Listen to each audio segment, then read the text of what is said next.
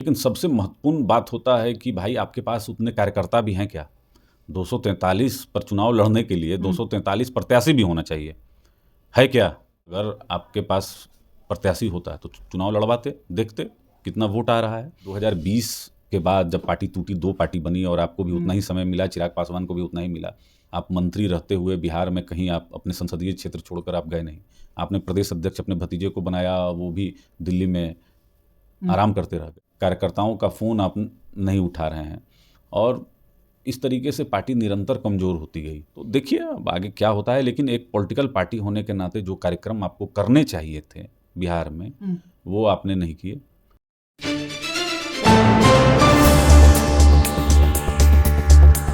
राष्ट्रीय सागर के digital platform पे आपका बहुत बहुत स्वागत है। मैं आपके साथ रोशन कुमार।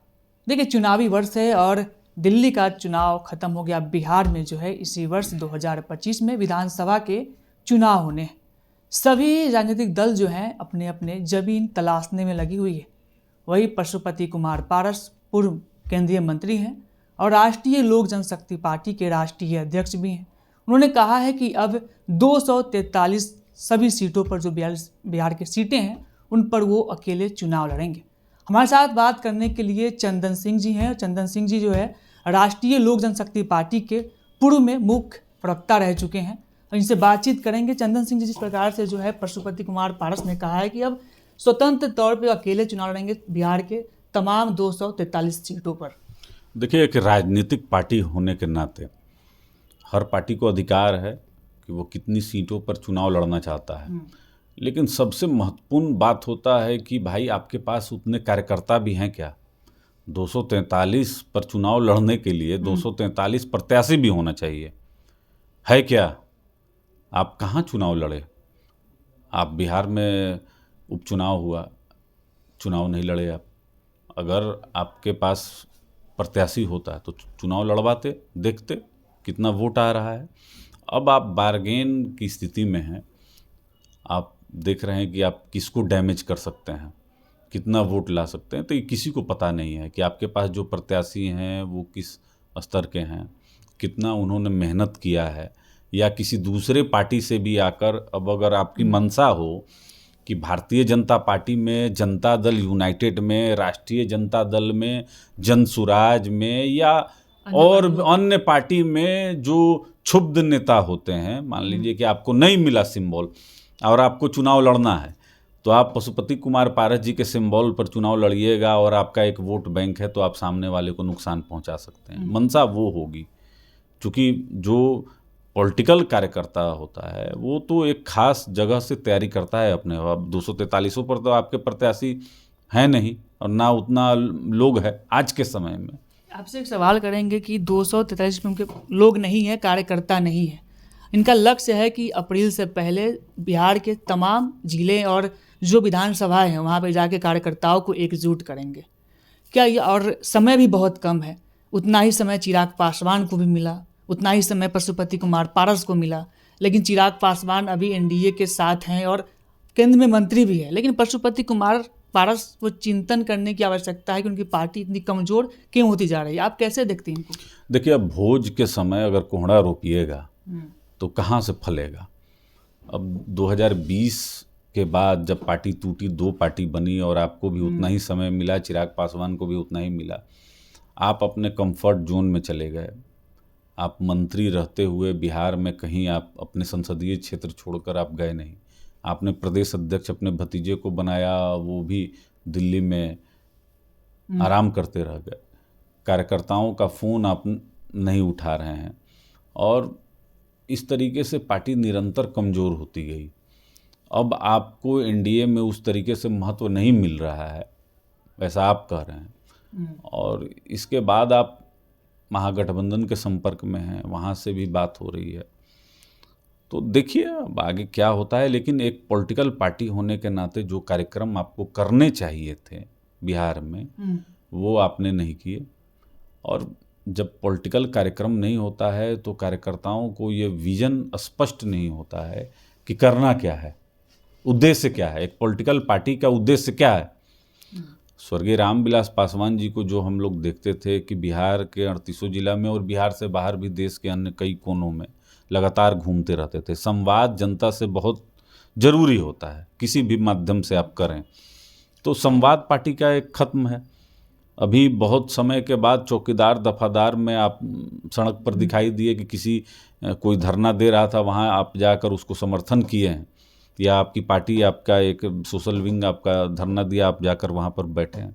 उसके आगे और पीछे तो कुछ है नहीं। अच्छा, आपने एक विज़न की बात बोली कि इनके पास विज़न नहीं है। कुछ दिन पहले एनडीए में थे, एनडीए ने उनको अनदेखा किया, ऐसा उनका कहना है, पशुपति कुमार पारस का। फिर अब जो है लालू प्रसाद यादव से मुलाकात किए, उनकी अपेक्षाएं जुड़ी हुई कि शायद उनसे सीट मिल जाए महागठबंधन की ओर से और हम महागठबंधन में शामिल हो जाए, लेकिन अब जो है अकेले लड़ने के लिए बढ़ गए। क्या आपको लग रहा है कि जो दोनों दल जो है, महागठबंधन हो या फिर एनडीए, उनको तवज्जो नहीं मिल रहा है? नहीं, देखिए, हमको नहीं लगता है कि एनडीए ने उनकी अनदेखी की। एनडीए ने स्पष्ट संदेश दिया होगा, तभी तो आदरणीय पशुपति कुमार पारस जी के मंत्री रहते हुए जो बंगला दिल्ली में 18 राजेंद्र प्रसाद रोड पर है, उनको अभी तक अलॉट है और वहीं दिल्ली में वो निवास भी करते हैं। अगर ऐसा होता तो बंगला ये खाली कर देते। लेकिन चूंकि देखिए, राजनीति में क्या है कि कभी कभी हड़बड़ाहट भी बहुत दिखाई पड़ता है। पशुपति कुमार पारस जी अनुभवी नेता हैं। अब क्या कारण हुआ कि लालू प्रसाद यादव जी के संपर्क में आए और लालू प्रसाद यादव जी से उनकी मुलाकात भी हुई, उनके आवास पर भी गए। वो अलग बात है कि तेजस्वी प्रसाद यादव ने उनसे मुलाकात नहीं किया। अब कह रहे हैं कि 243 पर हम चुनाव लड़ेंगे। 243 तो आप बिहार के संदर्भ में कर रहे हैं। देश भर में कहीं भी आप चाहें कितना भी सीट पर आप चुनाव लड़ सकते हैं, लेकिन होगा क्या?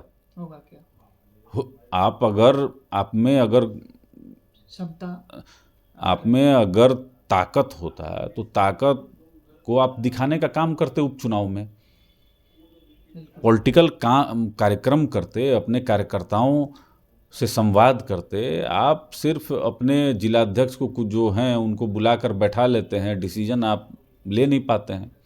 डिसीजन लेने की क्षमता आदरणीय पशुपति कुमार पारस जी में निरंतर कम होती जा रही है। और एक चुनावी जो कहा जाता है कि चुनाव के माध्यम से हम किसी तरीके से विधायक बन जाएं, तो वो दिखाई पड़ता है। बाकी बिहार के संदर्भ में तो बहुत लंबे समय तक मंत्री रहे हैं। बिहार के संदर्भ में कभी इन्होंने नहीं बताया कि कितना फूड पार्क लगा है, कितने बेरोजगार लड़कों को रोजगार दिया गया है इनके माध्यम से। ये जब मंत्री थे तो कहाँ कहाँ ऑफिस खोला गया है। जितने ऑफिस खुले थे सब बंद हो गए। खाद्य प्रसंस्करण के जितने भी विभाग यहाँ खुले थे वो सब बंद हो गए। सारे लड़के बेरोजगार हो गए। कभी उस संदर्भ में माननीय मंत्री से इन्होंने मिलने का काम नहीं किया। मिलना चाहिए था। तो बिहार के संदर्भ में आपके पास कोई विजन नहीं है। आप महागठबंधन में या लालू प्रसाद यादव जी से सिर्फ अपने परिवार के लिए डील कर रहे हैं, लेकिन आपका समाज आपके साथ आज है कि नहीं है, इसका आत्मचिंतन मंथन करने की ज़रूरत है। और बयान जो आप दे रहे हैं कि 243 पर आप चुनाव लड़िएगा, तो 243 पर अगर जमानत जब्त कराने की इच्छा होगी तो आप स्वतंत्र हैं। अच्छा, तो ये हमारे साथ चंदन सिंह जी थे, राष्ट्रीय लोक जनशक्ति पार्टी के पूर्व के मुख्य प्रवक्ता थे। और साथ ही साथ इनसे बातचीत के दौरान बातचीत हुई कि पशुपति कुमार पारस ने कहा है कि 2025 के विधानसभा चुनाव में बिहार के 243 सीटों पर उनके उम्मीदवार उतारे जाएंगे। इसको लेकर इनसे बातचीत हुई कि आखिर पशुपति कुमार पारस में क्या चूक हुई और उनकी पार्टी से क्या चूक हो गया। इसको लेकर पशुपति कुमार पारस जो है, जिस तरीके से राजनीतिक दलों में जो उनकी भूमिका होनी चाहिए और बिहार के राजनीति में जो उनकी भूमिका होनी चाहिए, उस पर नहीं खड़े उतर पा रहे हैं। बाकी आपकी इस पर क्या प्रतिक्रिया है, हमारे कमेंट बॉक्स में दें।